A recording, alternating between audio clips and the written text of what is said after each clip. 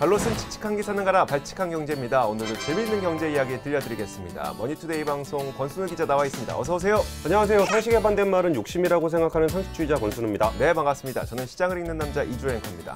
자, 오늘 저희 발칙한 경제가 거의 공중파 종편 수준의 출연 섭외를 저질렀습니다. 저희가 지금 지상파를 그렇게 높게 평가하시나요? 자, 바로 이분을 한번 모셔봤습니다. 국회 최고의 경제 전문가 이자 그리고 정무위 소속 최운열 더불어민주당 의원을 모시고 이야기를 나눠보도록 하겠습니다. 어서 오세요. 반갑습니다. 네, 안녕하세요. 최운열입니다. 네, 반갑습니다.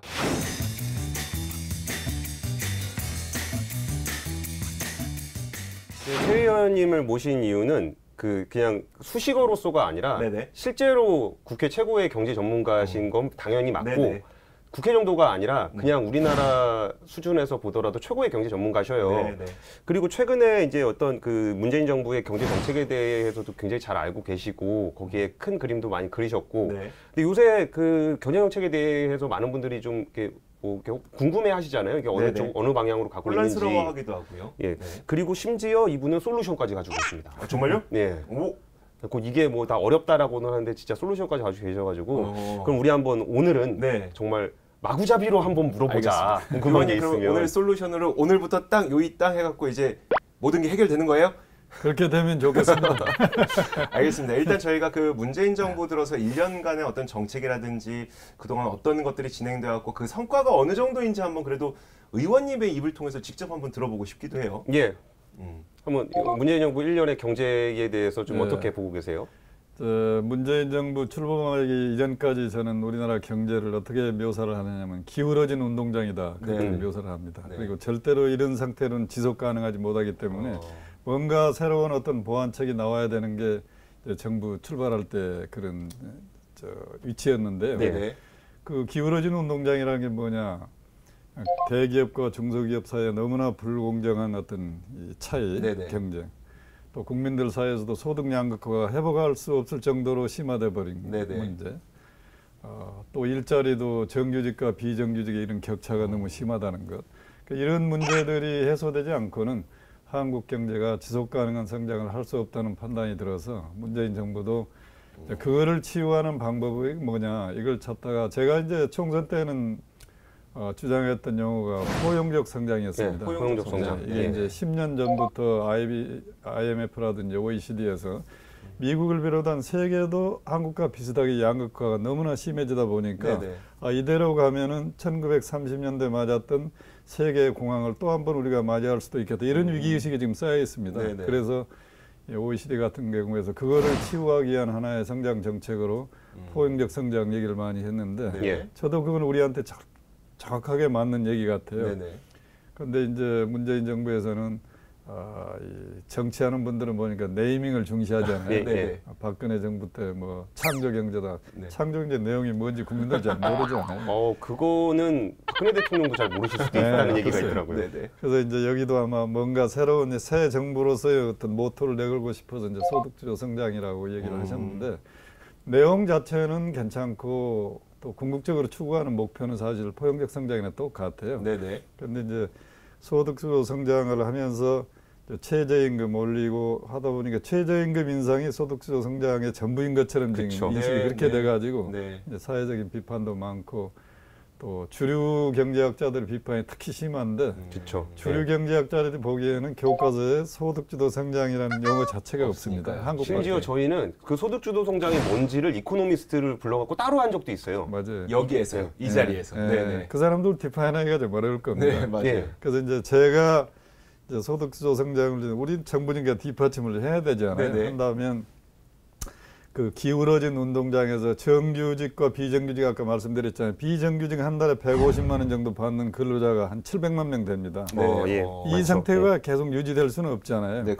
또 대학을 졸업하고 3년 내지 4년 동안 직장을 구하지 못하는 우리 젊은이들 거의 100만 명이 넘어요. 그럼 이러한 상태를 해소하고 좋은 일자리를 만들어서 이 사람들이 적정한 소득이 갖춰지기 전에는 소비가 이루어질 수가 없잖아요. 그래서 우리나라 중산층이야 이 서민들의 이 소비가 지금 완전히 그 죽어 있는데 네. 죽은 이유가 두 가지지 않겠어요. 하나는 우선 소득이 없고 네. 예. 또는 생활비가 비싸고 네, 네. 그러니까 소득을 보완해주고 생활비도 좀 이렇게 낮춰주는 정책 이게 합해서 소득주도 성장으로 갔어야 되는데 그렇죠. 네. 예. 뒷부분은 안 하고 앞부분 특히 최저임금만 다루다 보니까 이것이 소득주도 성장이 전부인 것처럼 해가지고 비난을 좀 많이 받고 비판이 있었는데 제가 보기에는 가는 방향은 잘 잡았지만 아무리 좋은 정책도 시장에서 작동되지 못하면 쓸모없는 정책이다. 네네. 그러니까 시장을 이길 수 있는 정책은 없다. 저는 그렇게 생각을 하기 때문에 우리 이제 정책 위반하신 분들이 그런 소득주도 성장 내용 중에 최저임금이라든지 근로시간 단축이라든지 네.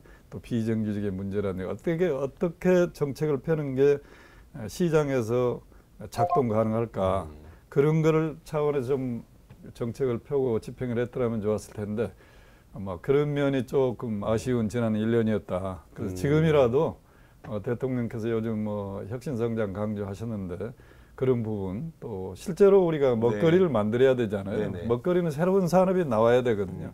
또 투자가 이루어져야 되고 네네. 이것이 이루어지지 않은 일자리는 사실 별로 없어요. 그렇죠. 부분적으로 있기는 있는데 근본적인 문제 해결이 안 되기 때문에 이제는 근본적으로 이 문재인 정부의 경제정책 방향도 약간의 이제 수정을 하지 않으면 안 되는 그런 상황에 오지 않았나. 근데 그 어때요? 그 원래 최저임금을 인상하고자 했던 건 사실 공약이기도 했었고 네. 사실 이게 최저임금을 올림으로써 소비를 좀 증진시키고 싶은 마음도 있었을 거고 하지만 말씀하셨던 것처럼 생산성이 늘어나지 않는 상태에서 자꾸 소득만 높여버리게 되니까 소비가 일어나지 않는 좀 부작용이 있었던 거잖아요. 근데 사실 혁신성장을 뭐 동시에 추구하진 않았습니다만 혁신성장을 지금부터 막 열심히 하려고 하는 거는 어떻게 보면 뭐라고 할까요? 두 가지 정책을 한꺼번에 쓰고 싶었지만 첫 번째 정책을 먼저 쓰고 두 번째 정책을 지금 준비하는 건 아닐까 싶기도 해요. 동시에 같이 갔어야 되는데요. 네. 그래서 처음에 출범할 때 이 정부의 경제정책이 이제 세 가지 축으로 얘기를 했잖아요. 네, 네. 혁신성장, 소득주도 성장, 공정경제. 네, 네. 그래서 이 세 바퀴가 같이 굴러갔더라면 지금쯤 평가가 좀 많이 달라졌을 텐데 우선 급한 게 이게 취약계층이 워낙 생활이 네, 어렵다 네. 보니까 이거를 보완해주기 위한 정책에 좀 포커스가 맞춰지지 않았나 그런 생각이. 근데 그 세 가지 축 얘기를 할 때 다 말은 되게 좋아요. 근데 아까 직접 말씀도 하셨지만 혁신성장 쪽은 잘 안 보였고 네네. 그럼 소득주도 성장에서는 최저임금만 보였고 그렇죠. 근데 심지어 최저임금이 인상되는 폭도 우리나라 경제 성장이 감당하는 것보다는 좀 많이 위였었잖아요. 네네. 그러면은 소득주도 성장 근데 결국 뭐 기승전 최 의원님 말대로 가는데 처음부터 포용적 성장하자 그랬는데 네네. 여기서 소득주도 성장하다 그럼 한번 해봐. 네. 1년 지나니까 결국 돌아온 거예요 포용 성장으로. 예. 그러면 최저임금 문제라든지 아니면 주 52시간 근로 같은 경우에도 이게 지금 뭐 이렇게 6개월 동안 유예를 해놨기 때문에 잠잠하긴 하지만 이게 좀 약간 좀 타격이 있다라는 사람 그렇죠. 걱정하고 있는 사람들이 많더라고요. 회식이 뭐 일하는 시간이 아니냐. 근데 그렇죠. 최저임금하고 근로시간 단축이 이제 네. 아무래도 그쪽 네, 게 계열 맞아요. 정책이니까 네. 그 개별 정책에 대해서는 좀 어떻게 좀 네. 평가하고 계세요? 그래서 최저임금 문제가 저희들 총선 때부터 공약으로 내세워가지고 전국을 다닐 때 제가 제일 자신 없이 강조했던 게 최저임금. 아 그래요? 근로자 입장을 그렇게 보면 얘기하셔도 괜찮으십니까? 솔직해야 되니까. 네네. 근로자 입장에서만 본다면 당연히 더 올라가야죠. 그렇죠. 지금 네. 작년에 17.3% 인상을 했지만 그걸 월급으로 한 사람 157만 원입니다. 네, 예. 네. 157만 원 가지고 살 수는 없잖아요. 네, 예, 네. 예. 그럼 그 최저임금 근로자를 채용한 사람이 누구냐? 대기업은 아니에요. 그렇죠. 다 영세 중소상인들, 자영업자들 이런 사람들이 주로 최저임금 근로자를 채용을 하는데 이 사람들의 능력은 또 없어요. 맞아요. 네, 예. 네, 네. 그러니까 한쪽을 보면 올려줘야 되고 또 한쪽을 보면 올려줄 수도 없는 거고 네. 진퇴양난이죠. 예, 예. 그러나 이제 궁극적으로는 올라가야 된다면 그래서 제가 대선 때 제안한 아이디어가 뭐냐면 이건 양쪽의 목적을 다 달성하는 길이 뭘까? 그거는 아주 한시적으로 재정이 예. 아. 투입이 돼서 네네. 뒷받침해 주는 수밖에 없다. 다른 네. 방법이 없어요. 해결 네. 방법이. 공감합니다. 예. 예. 그래서 이제 지난 뭐 3조 예산을 네, 해가지고 그렇죠. 이제 일자리 올렸는데 안정자. 그거는 네. 금년으로 끝나야 된다. 나는 아주 한시적으로 해야지 오래 갈 수는 없다. 네, 예, 예. 네. 그리고 궁극적으로는 이제 이번에 약간 보완책이 나왔습니다. 저는 처음부터 최저임금 해결할 때 근로장려세제를 해야 된다고 맞습니다. 생각했습니다. 아, 네네. 예. 그렇게 했더라면은 똑같은 재정에 들어가도 시장 친화적인 방법이기 때문에 예, 예. 국민들이 받아들일 때 박수를 쳤을 텐데 그렇죠, 그렇죠. 이제 일이 이렇게 벌어지고 나서 이제 보완을 한다니까 늦게라도 보완해서 다행이고요. 예. 그다음에 근로시간 단축도 저는 이거는 반드시 가야 되는 길이다. 저는 개인적으로 네네. 저는 처음부터 제가 그걸 강조를 했었습니다. 한 세 가지 이유. 네네. 첫째는 뭐냐면 2003년도에 우리가 토요 휴무제가 도입이 됐어요. 네. 예, 예.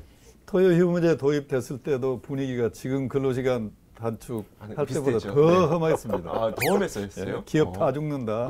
겨우 1인당 GDP가 10,000불도 채 되지 않는 나라에 무슨 토요 휴무제냐. 네네. 그렇게 이제 하다 보니까 노동부에서 유권 해석을 어떻게 했느냐면 네. 예. 거기 우리 근로기준법이 52개는 딱 못 박혀 있습니다. 맞아요. 네. 일주일에 8시간에 5일 일한다. 그렇죠. 토요일, 일요일 네. 쉬니까. 58, 40에다가 주말 연장 근로 하루에 6시간씩 하면 12시간까지는 하게 하자. 네. 그래서 네. 52시간 일을 하면 불법입니다, 지금. 그쵸. 현행법상. 네. 네. 네. 그런데 우리 노동부가 어떻게 엉터리 같이 유권 해석을 내렸느냐면 일주일은 7일이다. 7일이다. 그렇죠. 네. 하루에 8시간 일하라고 했다. 네. 7, 8에 56에다가 12시간 12시간 더 연장 근로 했다. 그래 그렇죠. 68시간 만들어 놓은 겁니다. 네네. 토요 휴무제를 완전히 무력화시켜 버리는 게 실질적으로. 그렇죠. 네. 그거를 지난 15년. 15년 동안 모든 현장이 불법이 지배한 사회야, 한국 사회는. 정부는 정부대로 책임을 회피하기 위해서 손 안 대는 거고. 그렇죠. 예. 사용자는 사용자대로 똑같은 지금 같은 이 작업을 하려면 근로자를 더 많이 채용해야 되는데 네네. 적게 채용하고 초과수당 조금 주니까 비용이 적게 들어서 좋고 네네. 그렇죠. 근로자들은 조금 더 일해가지고 월급 많이 받아서 좋고 이 삼자가 즐기고 살아왔던 겁니다. 네네. 그래서 이제는 노동 현장에 법이 있으면 법이 집행되는 현장을 만들어야 된다. 네네. 법을 바꿔서 68시간을 만들든지 네. 법이 52시간으로 되어 있으면 법을 지키는 사회가 선진국이지 언제까지 법은 놔두고 법을 어기면서 할 수는 없잖아요. 네네. 예, 첫 예. 번째 이유가 이 실정법을 지키는 그러한 사회. 예. 두 번째 이유는 이제 아까 잠깐 말씀드렸듯이 우리 대학생들이 졸업하고 3, 4년 동안 직장 못 구한 사람이 한 100여만 명 되는데 이 일자리를 만드는 방법이 이제 기업이 혁신 성장을 통해서 네. 투자를 해가지고 만드는 게 근본 문제지만 예. 기존의 노동 현장의 관행만 좀 바꿔도 네. 거기서 일자리가 생길 수가 있어요. 그 중에 하나가 근로시간 단축입니다. 그래서 68시간 일하는 걸 52시간으로만 줄여도 네네. 제가 시뮬레이션을 해봤어요. 어, 그걸 직접 해보셨다고요? 예, 네. 오. 정책을 하려면 실제로 일을 해야지. 어. 1,000명을 고용하고 있는 회사를 가정을 해보고 네네. 이 회사가 68시간 대신에 52시간으로만 일자리를 줄이고 지금과 같은 캐패시티를 그대로 유지를 한다면 네. 예. 일자리가 한 28%가 늘어나야 됩니다. 28%요? 280명. 남는 와. 시간을 그래야 새로 지금 고용을 해- 현재 생산량을 만들어낼 수 있어요. 우리 일 되게 열심히 하나 봐. 지금. 그러니까요. 그렇게 되면 이제 근로자들이 너무 희생하잖아요. 네. 68시간 일하다가 52시간 줄었는데 초과수당 하나도 못 받으면 그래서 일부에서 얘기한 150% 정도 연장 12시간의 초과수당을 주게 되면은 추가적인 일자리가 한 16% 정도 늘어나요. 160개. 그래도. 160개.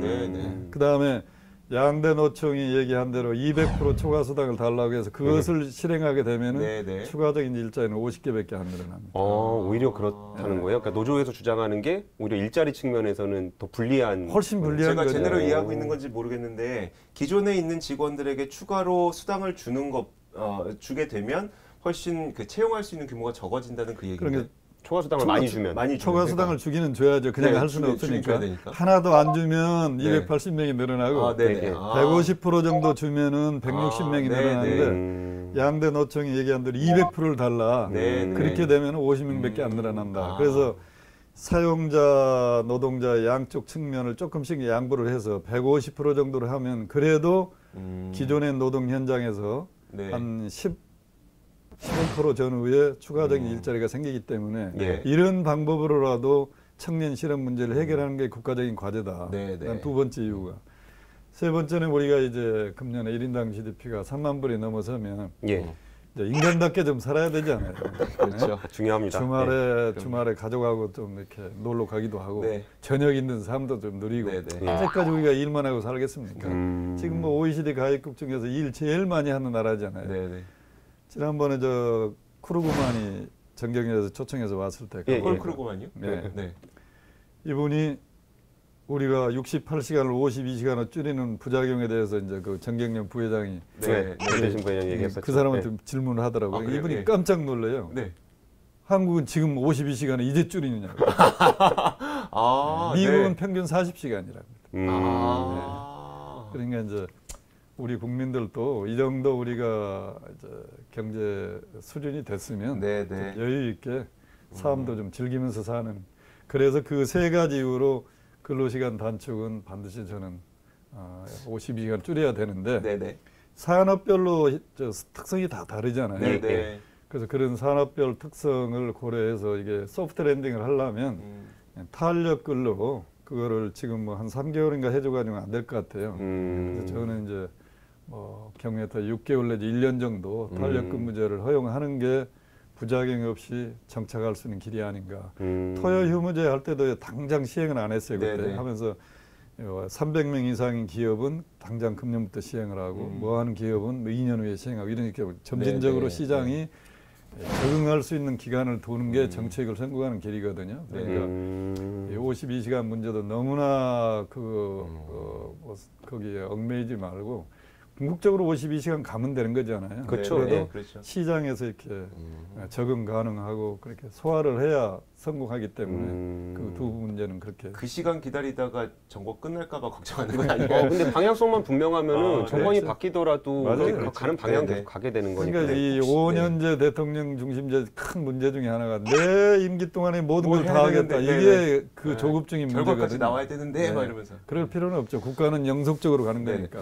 사실 문재인 정부 1년 지나고서 아까 그 최저임금 문제도 저희가 이제 근로장려세제 같은 거 해야 된다 이제 그런 주장 네, 계속 네. 해왔잖아요. 네, 그렇죠. 그러다가 1년 딱 지나고 나서 생각보다 대통령이 빨리 사과하고 그래도 원래 가야 되는 방향으로 금방 잡은 것 같아요. 네, 네. 그리고 혁신성장 쪽도 이제 처음에는 적폐청산이나 이런 얘기하면서 기업들 중에 거의 다 들어가 있어요. 이렇게 신동빈 회장 들어가 있지, 네네. 이재용 회장 저러고 있지, 정몽구 회장 어디 계신지 모르지, 네네. 김승현 회장 다 그러고 있어요. 네.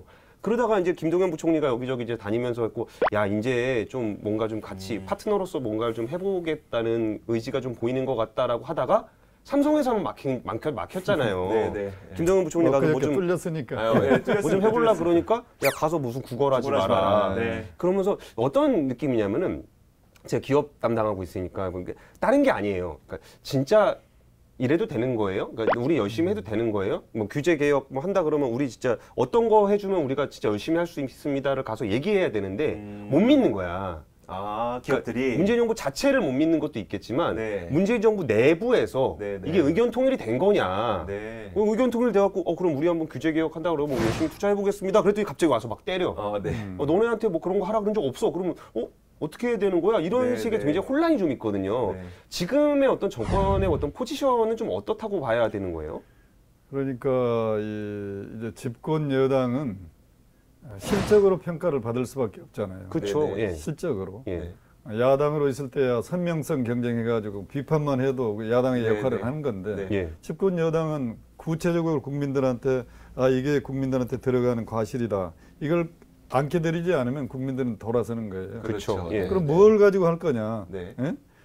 그럼 지금 제일 중요한 게 이제 젊은이들이라든지 기업인들이 참 기업을 하고 싶다, 네. 창업하고 싶다, 네. 투자하고 싶다. 예. 그런 분위기를 만들어줘야 되는데 지금 방금 얘기한 대로 이거 뭐 투자해도 되는 거예요? 진짜인가 예. 이러면서. 네. 진짜로 저 사람들이 바라는 네, 게 네. 이런 게 안 되잖아요. 네. 그러면은 궁극적으로 짐은 우리한테 온다. 네. 2년 후에 우리가 총선에서 아. 평가받고 3년, 4년 후에 대선에 또 평가받을 수밖에 없는 네. 거기 때문에 네. 이제는 정말로 절박한 상황이 된 거예요. 지금.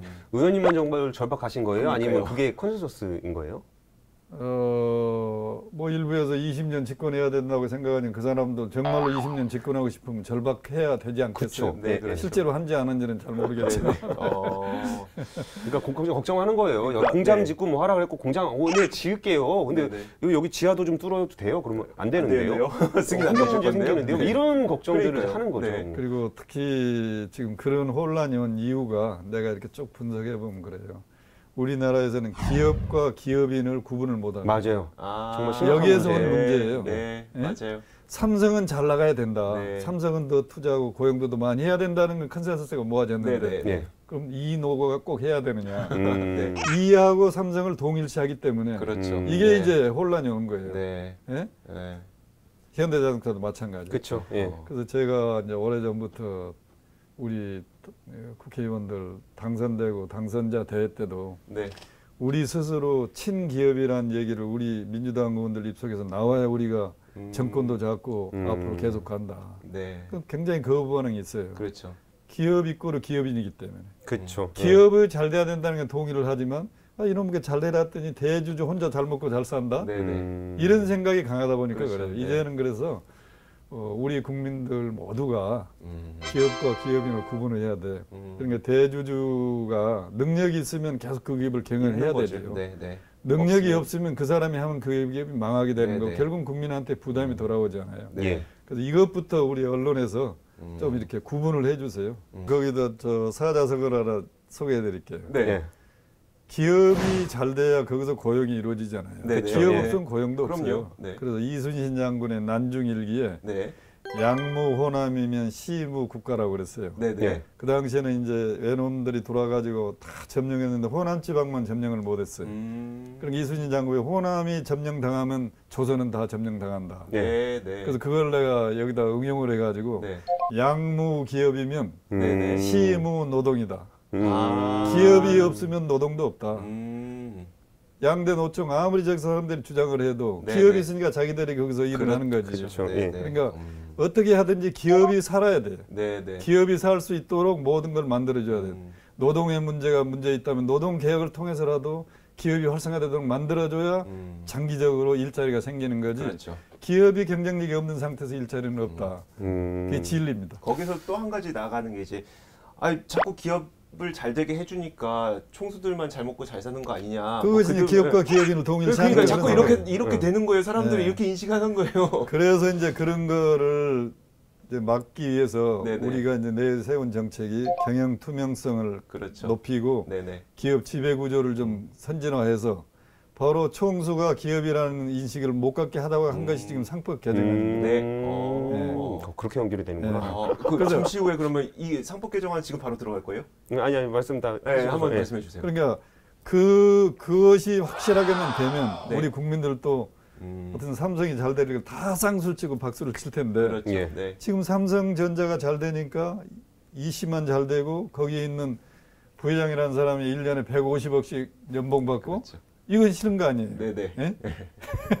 그래서 그런 것이 좀 이렇게 제어될 수 있도록 경영 투명성이 확실하게 보호가 되고 지배구조 정말로 능력 있는 사람이 기업을 경영할 수 있는 네네. 그런 거버넌스를 만들어 주면 이제 많은 문제가 해결이 돼요. 그런데 그걸 지금 아직 기업하고 일부 야당에서 이제 반대를 하는 측면이 있죠. 네네. 그 문제가 결국 그런 것 같아요. 친기업이라 그래가지고 기업들에서 막 좋아하다가 네네. 근데 너가 다 하는 건 안 돼. 이 얘기라는 네, 거잖아요. 그쵸, 오늘 그쵸. 안 돼. 그러면 좀 안 될 것 같은데. 그게 그러니까 누구에게도 칭찬받기 좀 힘든 포지션이지 않아요? 친기업을 하겠다 그러면은 노동자층이라든지 노조라든지 이런 데서 반대할 거고. 그러니까 그 사람들 반대가 잘못됐다는 거예요. 왜 노조가 친기업을 반대합니까? 그리고 반대로 기업이 잘 되면 자기들의 포지션이 강화되는데 네, 왜 네. 기업 잘 되는 걸 반대하느냐. 반대한 이유가 기업하면은 대주주만 생각하니까. 네네. 근로자들이 반대한다. 네네. 근로자는 쌍수를 들고 기업 잘 되기를 바라야지요. 네. 그래야 자기들의 성과급도 높아지고 그렇죠. 신변도 확실하게 되는데 왜 친기업을 싫어해요? 근데 반대쪽에 있는 그 대기업 입장에서는 그러니까 오너 입장에서는 네. 그러니까 친기업이야 우리 잘해준대 그래갖고 하려고 갖다 봤더니 너 맘대로 하면 안 돼. 그럼 또 거기서도 싫어하는 거야. 그래서 우리 그러면, 권 기자 예. 말씀하시듯 오너라는 용어도 써서는 안 됩니다. 그렇죠. 앞으로. 예. 오너는 누가 기업의 오너냐? 한 주를 가지고 있으면 한 주 해당된 주주가 오너고 네네. 10% 가지고 있으면 10%에 해당되는 오너지. 네. 왜 3 내지 5% 가지고 있는 대주주를 원하라고 불러주니까 진짜 본인도 원하라고 착각을 하고 기업을 좌지우지하고 그러는 거 아니겠어요? 방송에서부터 오너라는 말을 삭제해야 되겠어요. 거기서 그럼 뭐라고 진짜 부르죠 그러면? 예? 그냥 대주주. 아, 대주주. 주요 주주. 주요 주주. 그렇죠. 원래 임금주도 성장이었잖아요. 그리고 이 자영업 문제가 지금 폐업률이 거의 87.9%? 이게 구조적인 문제입니다. 10년 정도 후에는 기업도 정년이 없어질 거다. 제조업의 경쟁력이 점점 떨어지면 그걸 대체하는 산업인 서비스업이다. 이게 답이에요. 1년 전부터 외치는 규제 빅딜 내용입니다.